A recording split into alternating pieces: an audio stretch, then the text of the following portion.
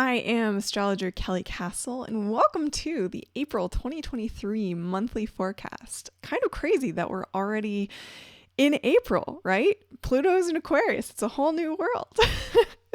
If you enjoy these monthly videos, make sure that you subscribe so that you get notified whenever there is a new video. And if you gain some wisdom or insight out of this video, I would so appreciate it if you hit like and you share it with a friend. Tell a friend what you learned and what they may be able to learn too. So I am really excited to do this horoscope in particular because there are so many amazing charts this month. There's just so many interesting alignments that are happening in April. We don't always get months like this where it's like every other day is something really, really interesting. And this month we're going to spend a lot of time diving into the charts, and I'm going to show you all of the beautiful symmetry that I found. And I really hope to share with you why I have fallen in love with astrology. And one of those reasons is that when you find these symmetrical moments, when you find these alignments, and when you put it and mirror it to everything else that is happening in your personal life, in the world, in the cosmos, it is just an amazing reminder of how beautiful of a world that we live in, how intricate it is, how it goes from being this huge, complex thing. You know, the planets are ginormous bodies out in space, and yet somehow they are a macro reflection of us on this tiny, tiny scale living here on Earth. And when you see these moments, you just go, wow, and you soak in the beauty of it. So I hope to share that with you today. Just a quick announcement. For those of you that enjoy really looking at the charts and are starting to learn how to do astrology, like I have a lot of friends that come up to me and they're like, oh my God, I learned my sun, my moon, I'm starting to learn about my Venus and my Mars and all of these things. That is really exciting. And step one is learning the fundamentals, where you go and you learn what each of the zodiac signs mean, you learn what the planets mean, you learn what the houses mean.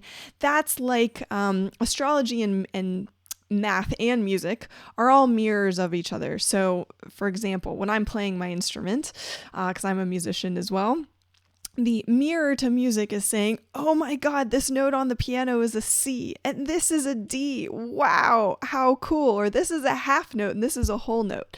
So you got to learn those fundamentals first, and then you learn how to put them all together and actually compose a piece of music. And that is what an astrology chart is.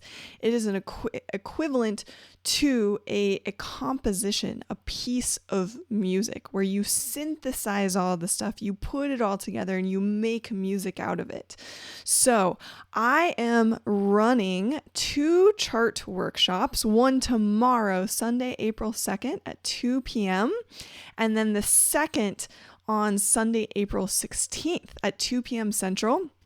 These are available to be purchased later on. You don't have to attend live. The recordings will be up in your library. But if you come live, I am giving away a free reading in each of those.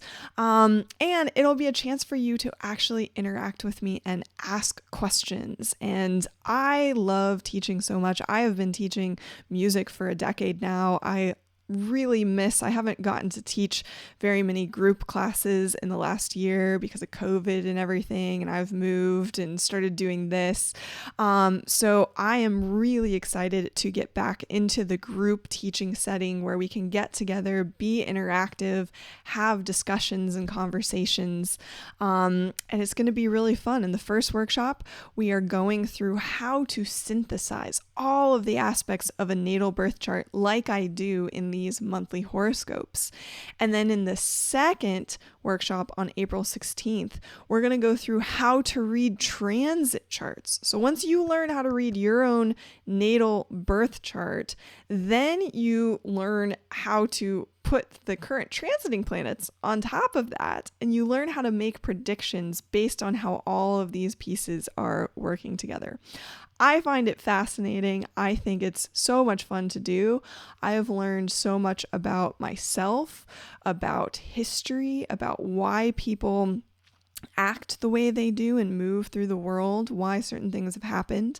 It's just given me so many insights to the world and really helped me grow a lot in the last couple of years. So I would love to see you in class. I will show you. You can go, through my website, which I don't have my domain hooked up there yet, just FYI. But you can still reach it nonetheless on my link tree on my Instagram page. But if you come here, and let me just move this guy so I can really see. There we go. Okay. So if you come to my website, get there through my link tree on my Instagram, you can hit courses and you'll find chart reading workshops here. And when you click on that, you come to this page where you can read all about it. You can sign up here if you want to just join one weekend or the other, or if you want to buy both, there's a slightly discounted price. I would love to see you there. And just to note, on my website now, I'm really building this out. I have a blog and I have a substantial amount of stuff on there now. A couple of past podcasts that I've done. I'm starting to write quite a few articles and put them up there. I just put up this series, How to Use Astrology in Your Daily Life, steps 1, 2, and 3. So check this out. And again, if there's anything that sparks your interest in here, please share it with some of your friends. Tell people about it. You can also find a list of, as I start to run workshops and things, both online and in person, all of those will be up here, and there's an easy sign up. So you can even see, like, this month I'm going to run a moon cycles workshop starting on the solar eclipse. How appropriate to learn how to actually feel the energies of the zodiac. You'll learn, if you read How to Use Astrology in Your Daily Life, step 2 is learning how to feel energy. That's part of being an astrologer, is actually being able to feel when the planets move and increase your sensitivity to energy and your channeling abilities. So that is what we are going to focus on in this moon cycles workshop. I will have everything up on that, a page up on this workshop by the end of the weekend. So keep an eye out on that, as well as part of these workshops that I'm running, I'm going to be offering free guided practice sessions where we can all come together and you can have a chance to really practice reading charts and seeing, okay, what am I missing? What am I getting right? Feedback from others. Watch as others read charts kind of in different ways. We get different perspectives. So these sessions will be really fun as well. So lots happening in the month of April. I'm very excited for it all. Let us jump into this month and the overall themes for this month. There's a lot going on. Okay, before we begin on the themes for this month, just a little reminder about using astrology. Using astrology is about studying patterns. Inherently, that is what we are doing. We study patterns so that we can evolve towards the higher expressions of all of these zodiac signs, which you could equate to characteristics or personality traits, right? So we study these, we study our own natal birth chart, and then we study how all the energies are moving around, how it's going to kind of affect us so that we can see, if this challenging moment comes up in my life, how am I going to respond to that? Note that I used the word respond and not react. There's a big difference between reacting, which is just quick, not thinking about whatever emotions come out, just blah, right? That's reacting. Versus responding, where if something that upsets you in your life comes about, you take a moment before going at it, before needing to approach whatever it is, whatever the situation is. You take a breath. You let your emotions flood away and you think through in how to respond. You know, the beauty of doing this work is seeing where is my mind running and racing? Where do my emotions possibly pop off? Where do I get stuck? Where do I move too fast? Astrology really can give us insights into these different parts of our personality and the cycles. We do live in a cyclical world.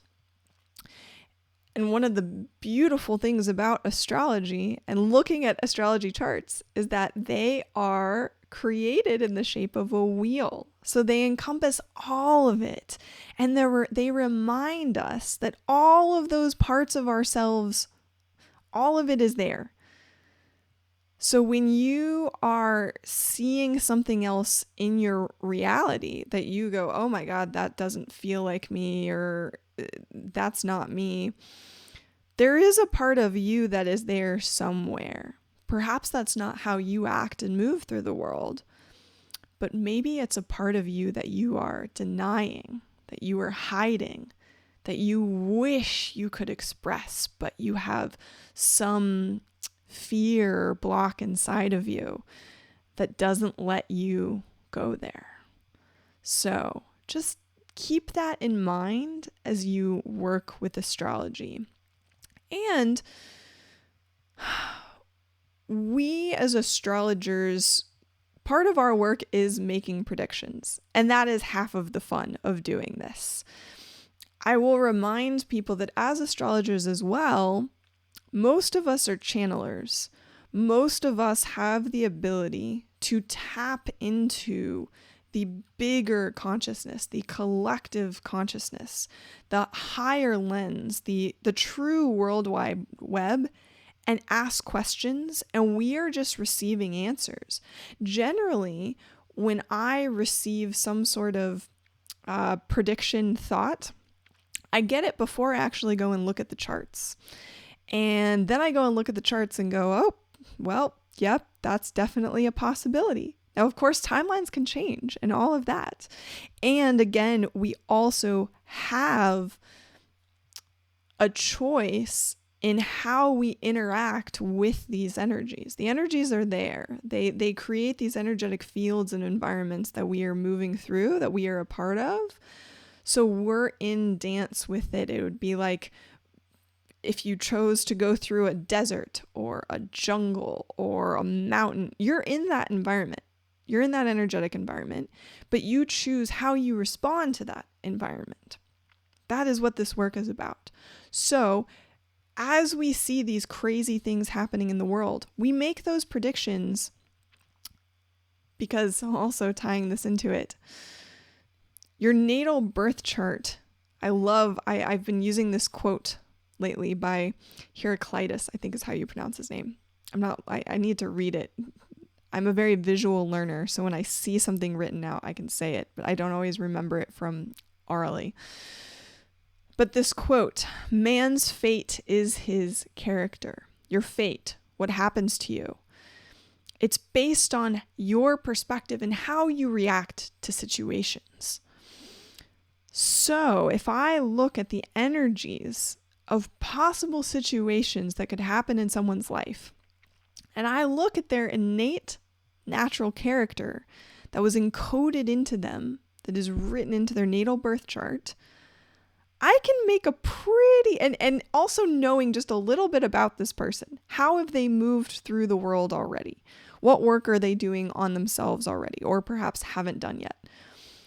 I can make a pretty accurate prediction on how that person is going to respond to a particular situation based on what I know about them and based on that character. So that is where the fate piece comes in. It's pretty easy to guess. If you see that someone has been doing the same things over and over, they react in certain ways, they have these subconscious patterns. When you see this thing that comes up, and again, this is where this divine symmetry and alignment that we see happen in astrology, you can guess on an individual level and a collective level what's going to happen. Now, we're in this crazy time period where I believe, and what I have felt and channeled personally, is that now we have two timelines happening on Earth simultaneously, which is why there is so much chaos, because people in the lower timeline can't see up here. They don't realize that there is another option for them. Now, there was a time period, like basically leading into mid 2022, where the timelines were like this. And there was the chance to pull people from the lower timeline into the upper timeline and say, hey, look, there's another way to do things up here.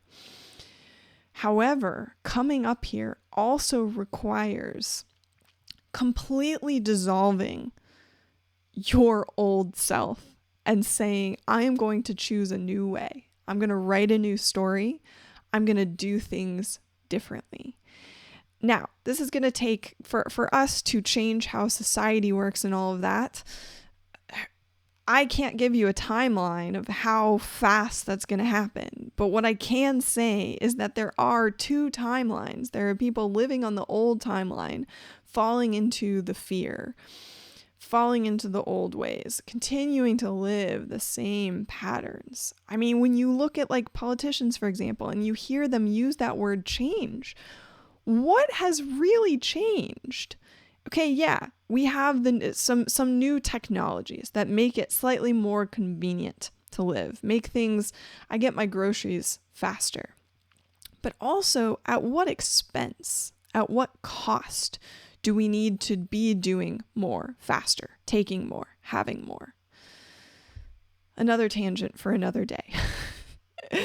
But this is just to say that so many people right now are going through that dissolving. Because even people who have chosen this high timeline, we're still in the mess of it. We are still in the cocoon, the very beginning of the cocoon phase.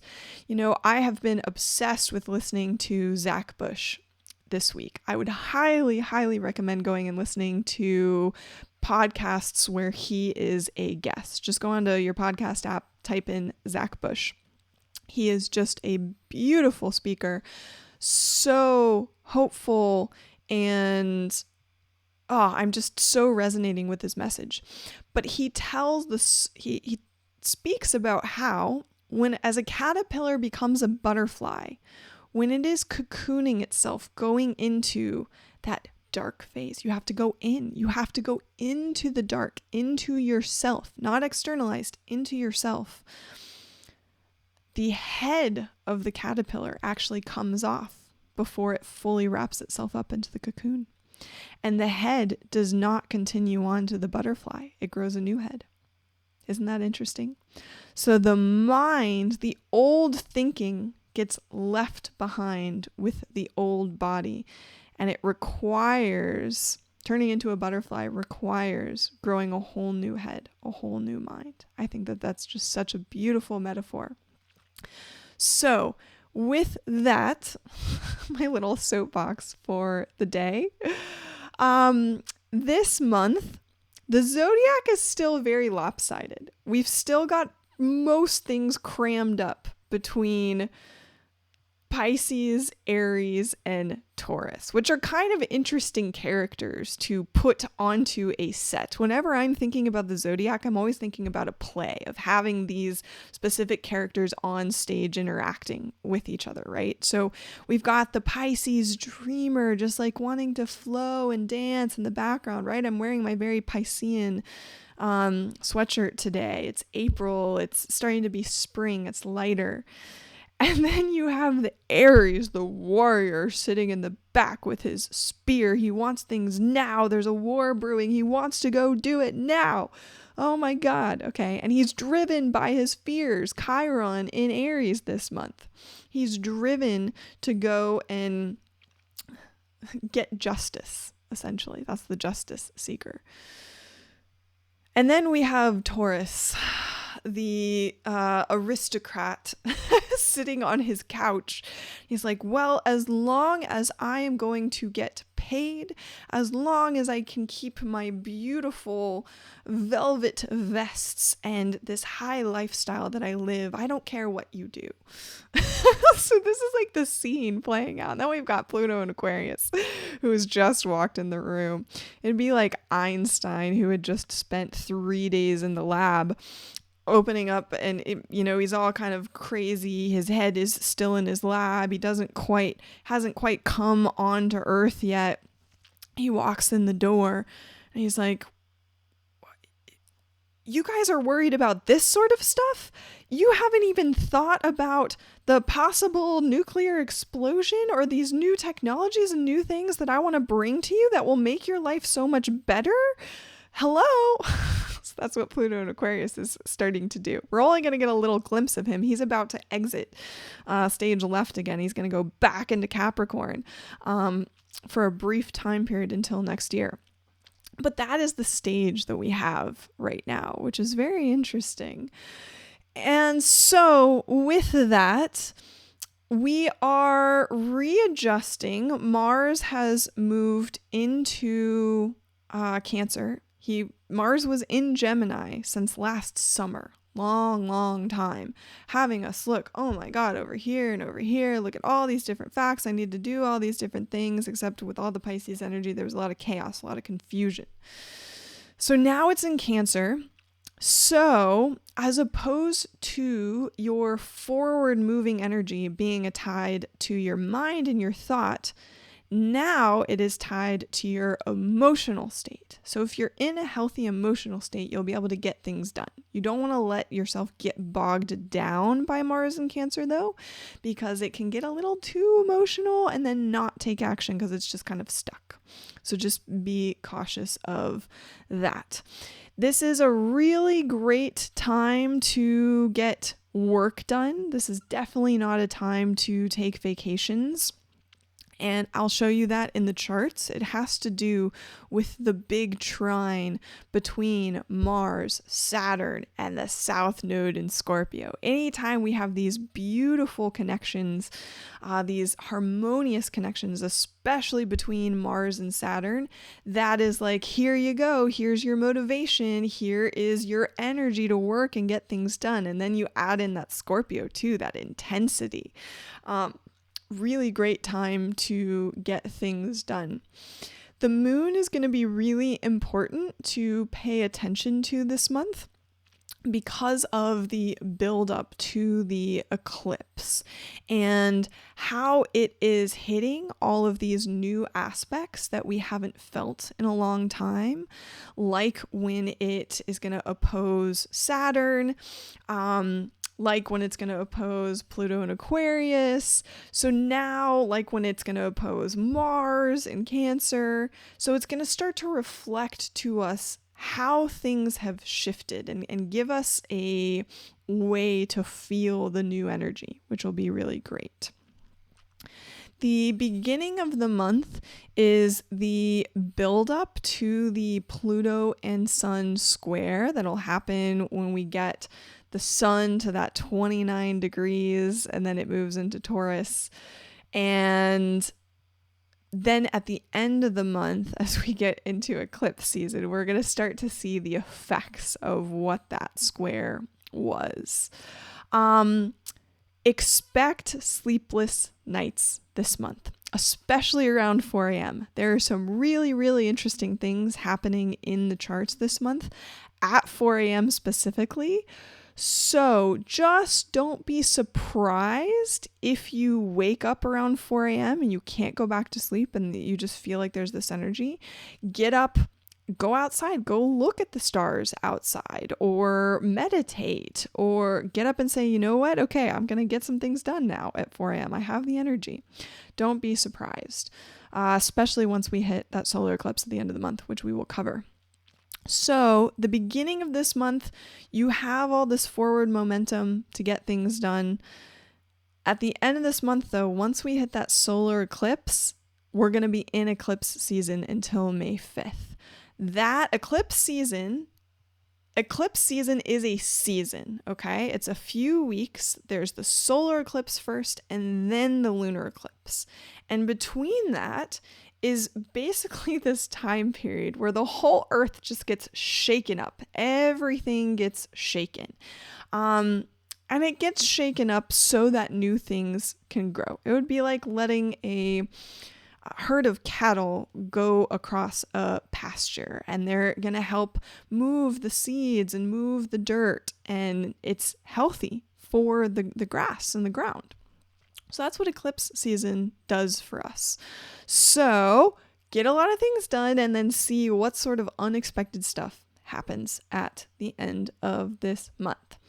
Let's go ahead and jump into the charts. I am super excited to show you what I discovered this month.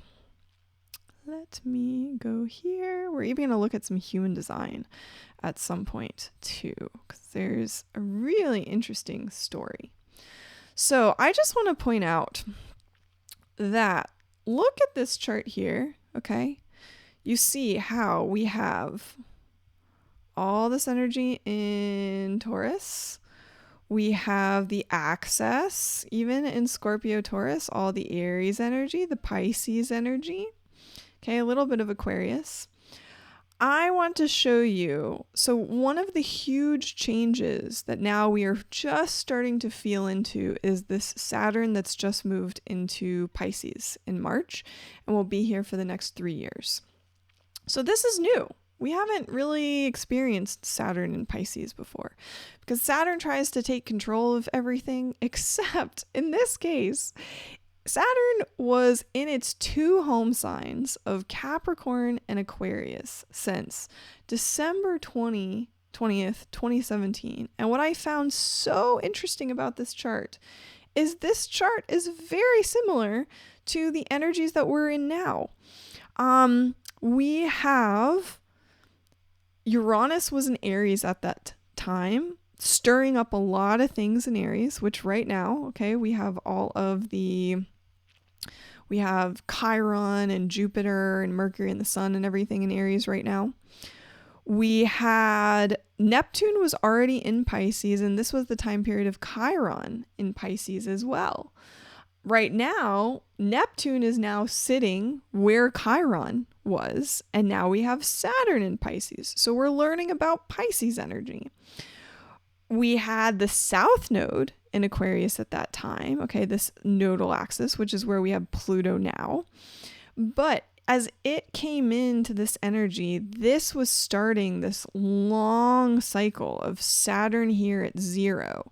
And the Sun was about to come and meet with it as well, which we had just a couple days when Saturn moved into Pisces. We had a couple days of the Sun in Pisces here.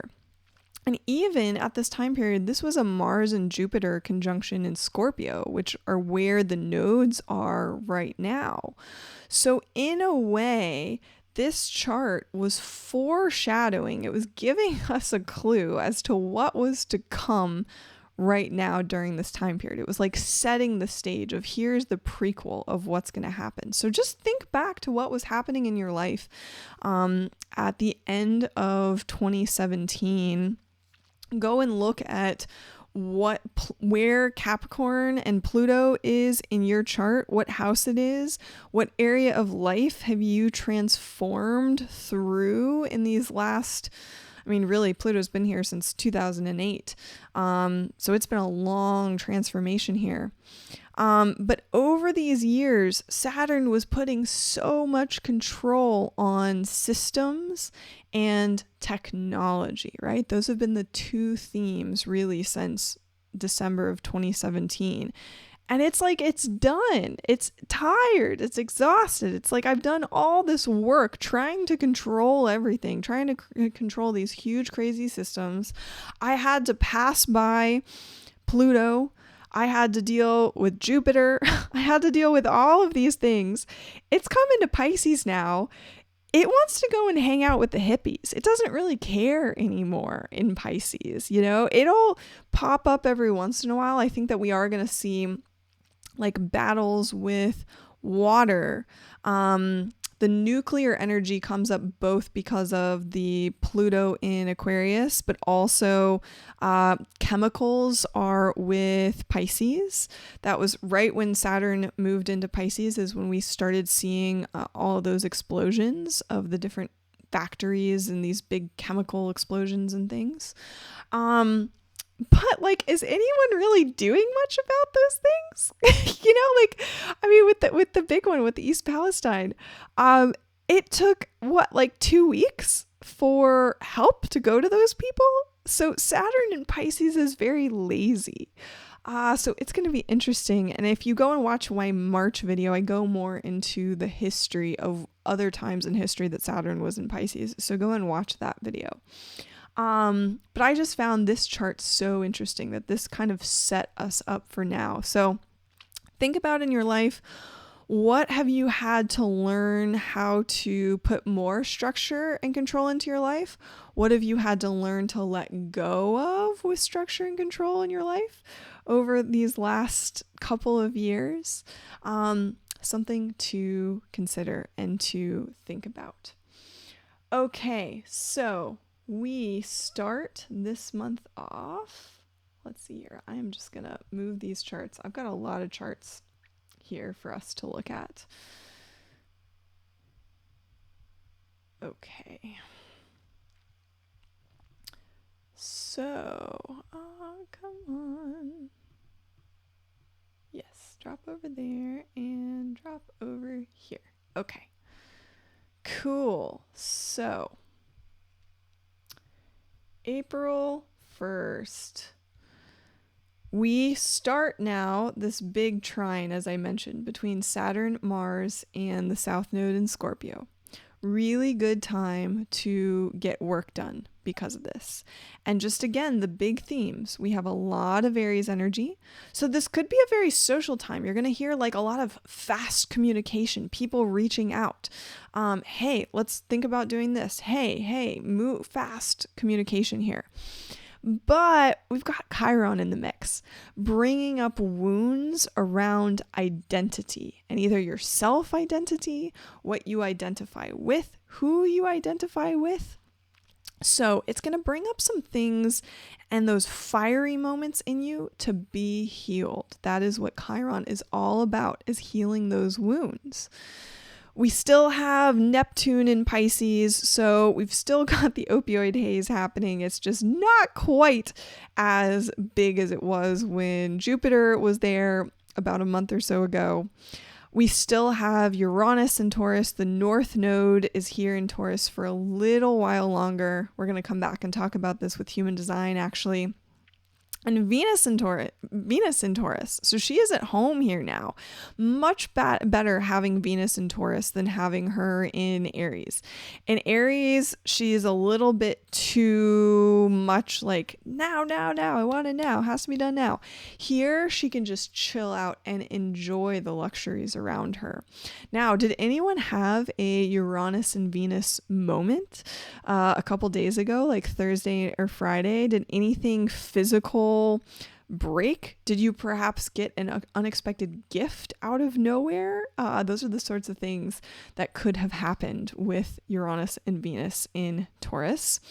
And of course, Pluto just peeking its head into Aquarius. So this is like the lay of the land, the main energies we have to deal with this month, along with Mars starting to make its way through Cancer.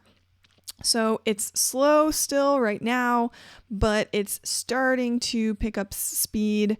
It's going to feel much better, I think, once we get to Leo, but for this month, it is in Cancer.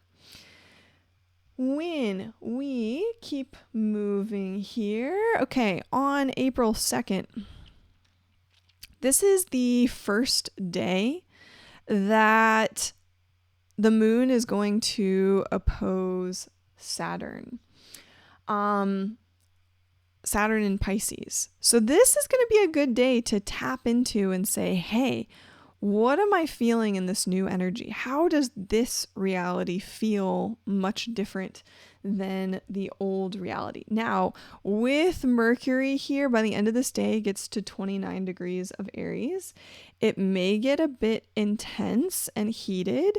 So just be cautious of when anger starts coming up, that you don't let it explode. Lots of explosions can happen with Jupiter and the Sun and Mercury all in Aries. I get it. This is going to be a day, though, where it could get really heated. So just, if that happens, stop, take a breath, tune in, let it go. Okay, April 3rd, we have Mercury will move into Taurus, so then communication will slow down a little bit more compared to Mercury in Aries. We get on April 4th, the Sun and Chiron conjunction here by the end of the day with this full moon building. We're just a few days away here. So again, with all this Aries energy, if stuck emotions are coming up to be released, to have that explosion, notice that within yourself and go and do your practices. Whether that means going to yoga, working with a sound healer, going to a sound bath, something somatic to release those emotions in a healthy way, because it's going to be an intense full moon. Then we get our first full moon, and I pulled the exact chart here. First full moon with Pluto in Aquarius, which I think is super cool. It's a Libra full moon, which the moon in Libra will feel good. It'll feel more relaxed and balanced. Like if you think about how Libras dress very clean, they're very put together. They even feel balanced. I know a lot of Libras love to wear white. They're usually pretty polished and put together, not as overly extravagant as the Tauruses, for example, but they always look great. They make us feel balanced.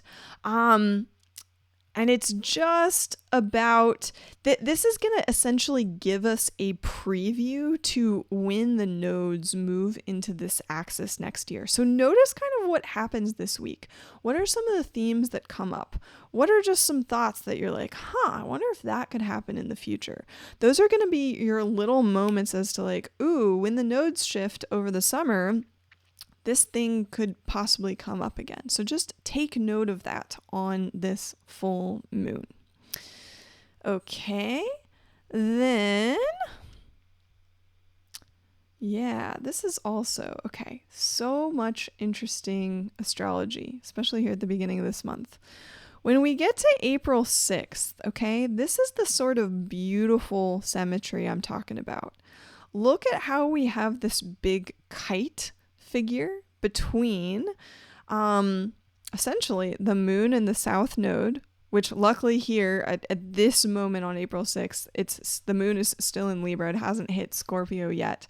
Scorpio moons are very intense and kind of obsessive and can be a bit dark at times. So luckily this is hitting when it's still in Libra. But we have this grand trine between the moon south node, Saturn, Mercury in the north node, communication, taking action, taking responsibility, and your emotions are supporting it.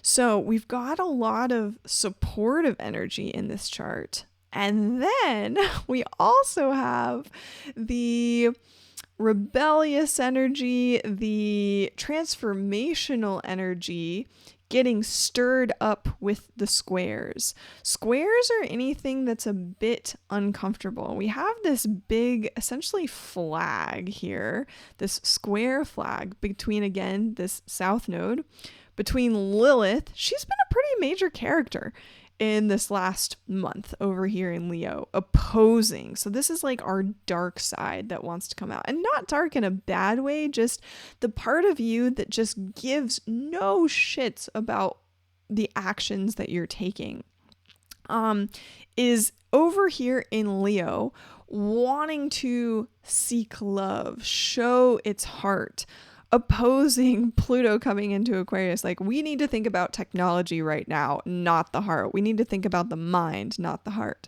So we have those two energies kind of pushing and pulling between each other, with that character in Taurus I mentioned earlier making a square here. So it's like we have all of the characters in the room, and this month we're really gonna start to watch them all interact with each other. So notice in yourself, where this month do you feel the push and pull between different parts of your personality, and you'll start to recognize, oh my God, I have all of these characters inside of me, and they come out on different days at different times.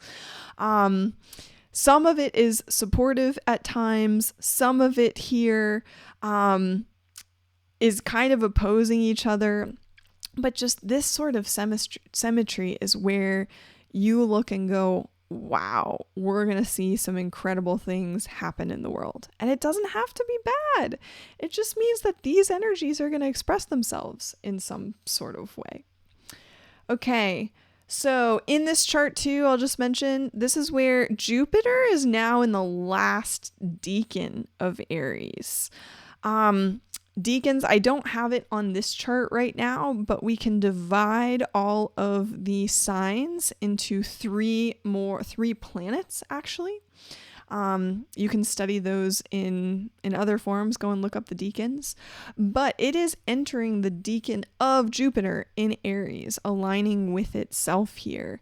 So the Jupiter energy is going to be very strong to help us clearly identify what it is that we want and to start going after it, taking action to go after it.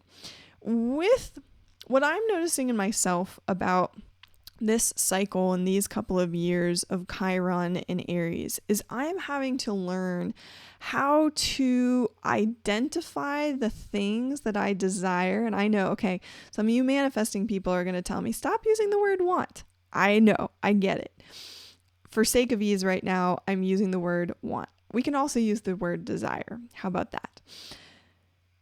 To identify the things that you desire, however, not attach yourself to the identity of especially something like work, or I am the painter, I am the musician, I am the sales guy. Chiron in Aries is teaching us, you can play that role for a while, but it's that identity is going to end at some point. At some point, you're going to get the opportunity to transform and try on a different cloak, a different character. So identify the things you desire, but don't attach your personal identity to them. Does that sound good? I know that's one I'm learning in this season. Okay, then April 7th is when we do have the moon and the south node meeting up. So we've been experiencing this last 18, or I guess at this point it's kind of like 15 months.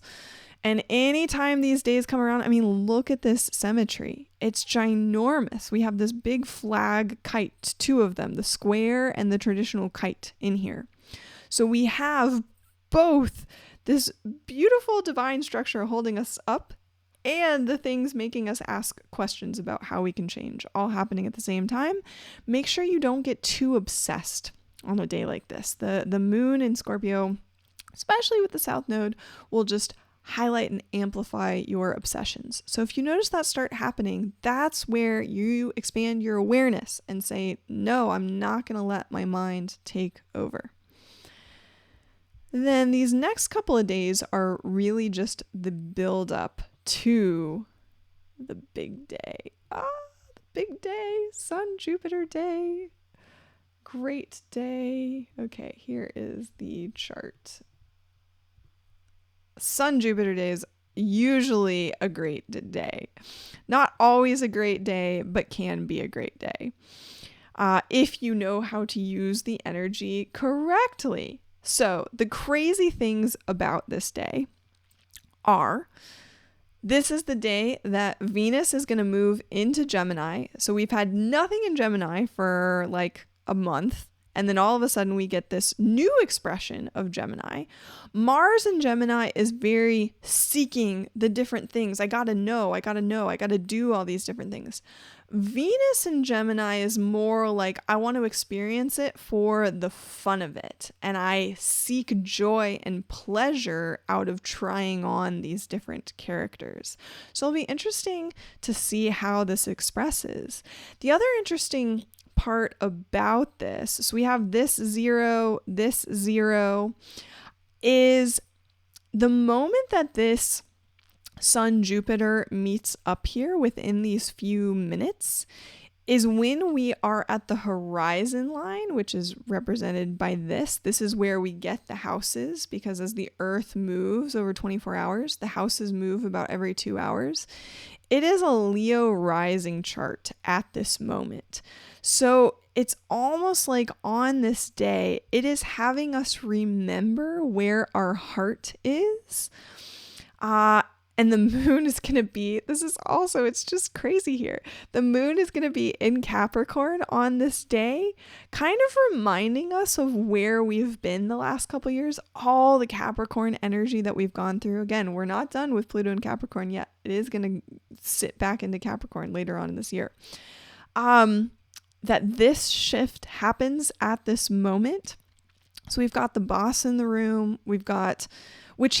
Capricorn is more like the manager. If we're thinking a kingdom, okay, the Leo is the king and the icon of the land, whereas the Capricorn is really the boss behind the scenes who is actually managing things and managing the systems. But this moment is reminding us, hey, we have this energy to get things done. We can decide what we want now. Both energies are past Chiron, so we've already dealt with Chiron, okay? There'll still be things that come up, but we've moved past it. We've healed those identity wounds. Identify what you want, move on, go and talk to the money man, Taurus, and know that you're supported by the king. The king wants you to have the life that you want in the new modern day. Maybe not in old times, but in the new modern day. And we've even got the actor, that would be the Venus in Gemini, the actor on the scene entertaining us all through this whole scene. So this is going to be a very good day if you know how to use the energy. Could be a very chaotic day. It'd be like a very chaotic scene in a play, but you actually kind of enjoy watching all of the chaos. That's what makes it interesting. So a good day to learn how to kind of appreciate the chaos and all of these very distinct, unique individual characters that are playing themselves out. So let's see what happens. Could be with the Venus in Gemini too. It could be a very social time. Want to go and do things with people.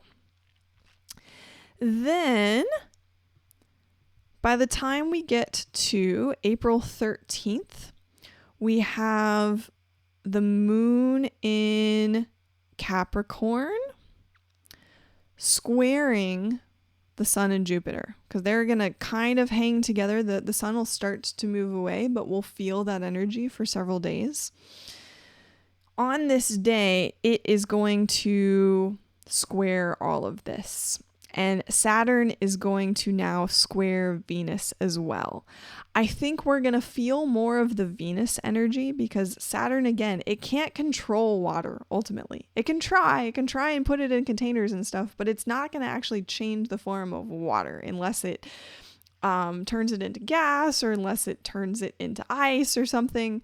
It's not going to do that. So you might have some push and pull on this day. You'll feel a moon in Aquarius is kind of cold and off-putting It's not the warmest moon in the world. So you're going to feel a battle between this kind of off-putting moon, this Aquarius, who's just kind of cool in the back of the room. It's really hard to stir up Aquarians. They're not very emotional. Whereas you have the sun in Aries, which isn't so much Cancer emotional, but it is fire. It wants to go. It is ignited by passion. So you're going to have the sun in Aries, like, oh my God, let's go. Against here, this moon in Capricorn, or the moon in Aquarius, kind of like, let's, we can chill out just a little bit. So another day. Now, this character of Lilith, who has been in Leo for a long time now, I think like a couple of months, and was opposing this Pluto and Aquarius energy, has now come into Lilith, or has now come into Virgo, Lilith in Virgo, and is going to oppose Saturn. So again, this is another energy where it's like, more of the Gemini, Lilith, and Virgo energy. This would be like the hippie energy that just doesn't care and is like, I'm going to go off and live in the woods. I don't care what you think of me. I don't care how I'm dressed. I don't care if I've showered or not, and you can smell me. That is very Lilith in Virgo energy. And at this point, I don't think Saturn is going to be able to control it either. So it'll just be interesting to see what sorts of people you interact with on these days. At this point, we are just about to have Vesta move into Taurus as well. Vesta is our creative intelligence. So here, as it's been in Aries for quite a while, it's been thinking about immediately, what do I want? Having the thought, putting the passion behind it, but there's nothing tangible with it yet. Once it moves into Taurus here, it is going to receive more information on how to actually create the thing into physical reality. So that's going to give us a boost. If you've been manifesting things and in that period of just waiting on when is it going to come, it's going to have much more of a chance of manifesting once it comes into a physical sign. So that'll be kind of cool and kind of nice to see. Then we move to the energy of the next couple of days. We get to April 16th here. This is the first time we're going to have the moon and Saturn in Pisces. Another interesting story here about the moment that this happens, we have Capricorn rising. So it's almost like all of the important signs, the important characters in this story are making their way from the horizon into these scenes in this moment. Kind of like how I showed you Leo showed up, which is the opposition of Pluto right now. Here we've had all this Capricorn energy for so long. We're not done with it yet. So it's showing up here, reminding us, hey, I'm not totally out of the picture. Saturn, I know you're playing around in Pisces land, but remember who you are in this moment. And it's this Saturn and moon is opposing Lilith here. So that's just, it's going to be an interesting day. It should feel good on this day. I really think we will start to feel the sun square Pluto here because the sun is now at 26 degrees. So as we get closer here, we're going to really start to feel this. Now, we have arrived at the big day, okay? Some of the days, remember too, it's like we hit the big day and then the next couple of days are kind of the same, not much moves. But by the time we get here to April 19th, the solar eclipse, and I pulled this chart in particular. Here we go, solar eclipse, new moon in Aries at 29 degrees. This day is going to feel like you are standing on the edge of a cliff, leaning over. I know I've been doing a lot of this in my handstand practice lately, where when you're practicing handstands, you have to lean, and then you go up. You're going to feel like you are leaning off the edge of a cliff, looking down into the abyss, and you have no idea where it's all going. I promise you it's going to be okay. This, with Uranus and Taurus, with Mercury meeting there, well, it doesn't quite meet there with it. It's almost there. It's just kind of crazy how this all plays out. So we get this eclipse, depending on where you are time zone wise. It's actually April 19th in my time zone. It's at 11. Look at this. 111233. Kind of also just crazy numbers happening. We get this eclipse. It's in trine to Lilith. So she's playing a part in this too. Kind of our side that's just saying, fuck all this. I'm not doing things this way anymore. I'm going to do it my own way, is coming into this. An hour after we hit this, the moon moves into Taurus, and then 4 hours later, the sun follows. So it's like we hit it. Oh my God, we have this moment. And then we get to release it. So overnight here, something could happen overnight. I wouldn't be surprised if some sort of world event happened. And Jupiter meets up with Eris, which is kind of like, it's one of the gods of war on this day as well. So I wouldn't be surprised. And let's see, because I pulled. Okay, so then by the time we get to the sun moving into to Taurus, which is crazy that this chart, look at this chart again, the horizon line here is 29 degrees Aquarius. So the most intense moment of Aquarius, again, kind of falling off the cliff. Aquarius represents electricity. Taurus is physical things. So I would not be surprised if we see a situation where the electricity goes out and then it causes something physical to break because the electricity goes out. Like, let's say if you were operating some sort of big piece of machinery and you were like in the middle of lifting something and then it breaks, the electricity goes off and it falls, right? And it causes something to break. I wouldn't be surprised if something like that happened on a big scale on this eclipse. So this is the time period where we're going to shake things up. We're going to see what happens. We have the sun that moves into Taurus. It'll be there with the moon, the north node. I'm excited for Taurus season, for spring season. On the 21st, this is where it is also interesting. I love that word with astrology. I find it all interesting. Mercury goes retrograde in Taurus just before it meets with Uranus. And this is the same day that the moon passes over it. And we're coming out of a new moon. So we're going to be in the dark, not in the know. So if you had started communication on things in Aries season, where you hadn't yet gotten all of the answers by this date of April 21st, I would not expect new answers to come after this date until after Mercury retrograde and the eclipse season is over. People are gonna reconsider their options in this period and what they are doing.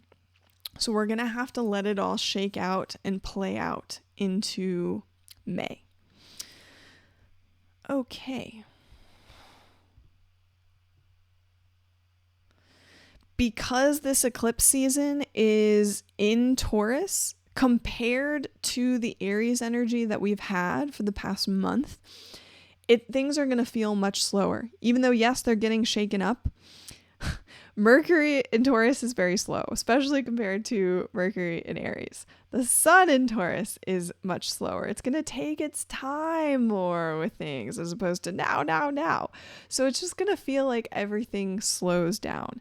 Still a good time to work. Look, we have the exact trine between Saturn and the south node, the sextile to the north node.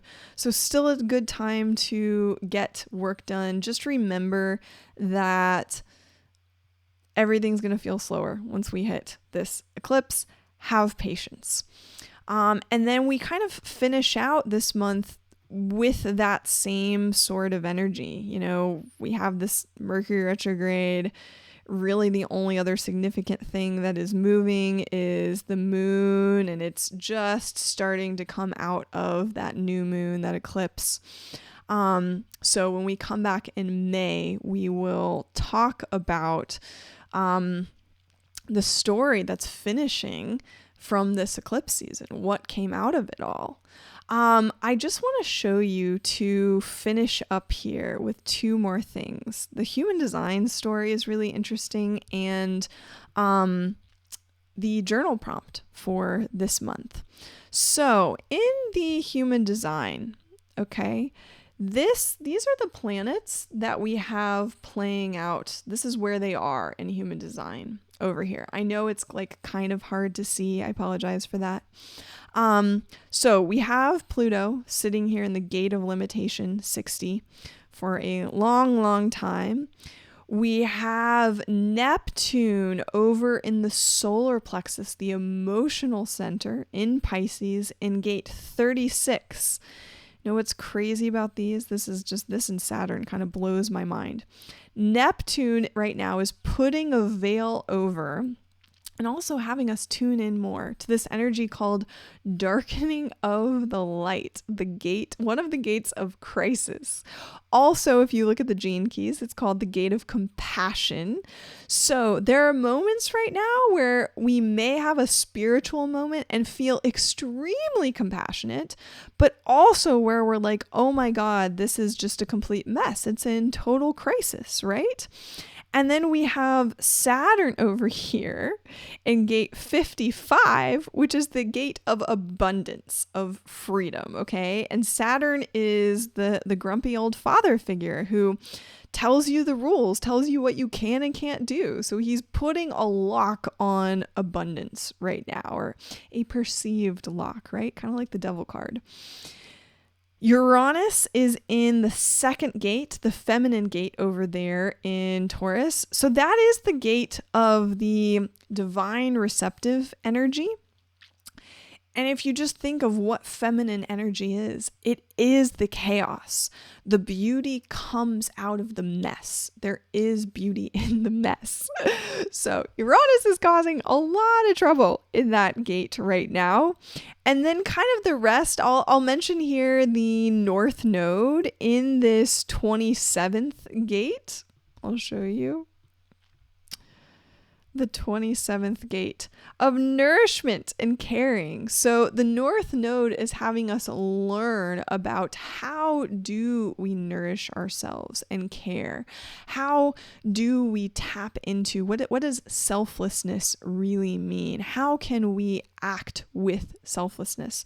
It's teaching us that, which can be kind of hard when we feel like we're in crisis, when there's someone putting a lock or trying to put a perceived lock on our abundance and our spirit, right?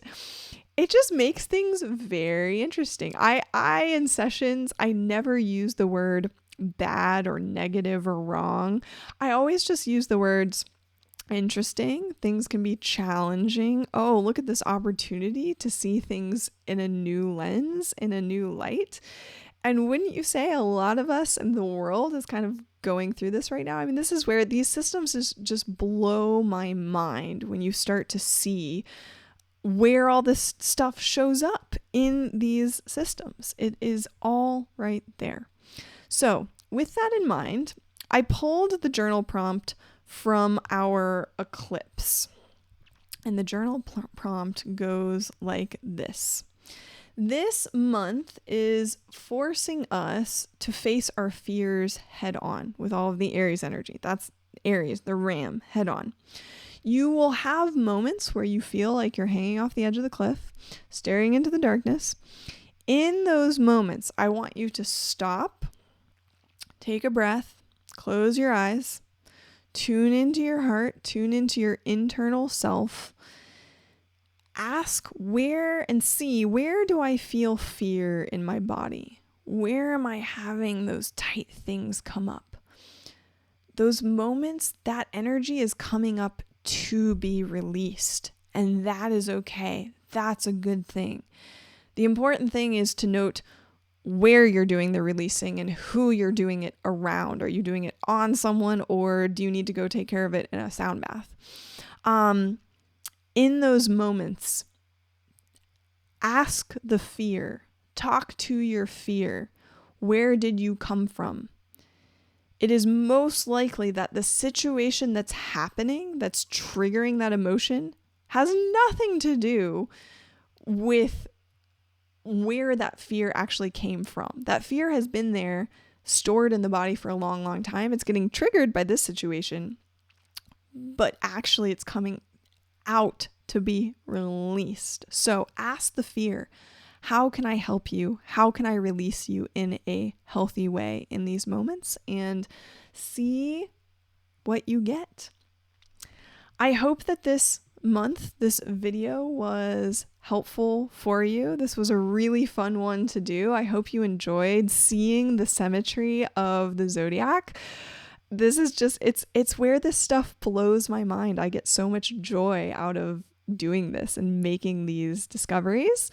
Again, if you found insights from this show today, please subscribe, share it with a friend, and I will see you again next month. Have a wonderful April.